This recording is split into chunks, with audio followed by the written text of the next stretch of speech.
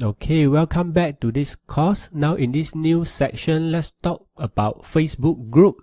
So by using a Facebook group to build your mailing list, you have many advantages. But before that, what is a Facebook group? It consists of many members of the same interest inside the same group. So when someone posts a topic, the other members will be notified.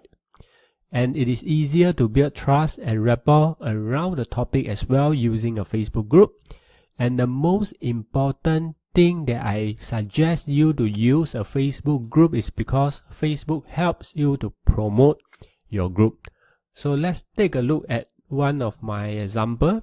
So now what you are seeing is inside the most popular Facebook group about affiliate marketing. So while I'm scrolling in my group, looking and reading some of the comments by my members, I can see that on the right, do you see that there's a suggested groups?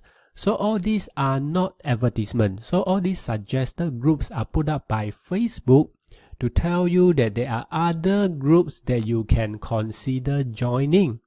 So why this group appear is because Facebook automatically think that this group relates to the members of my group. So that's why they put up these suggested groups. So similarly, so when you have a group, your group will also appear on other groups as well. So Facebook cross promote groups in members account. So that's how it works. So the more popular is your Facebook group, that Facebook will promote your group.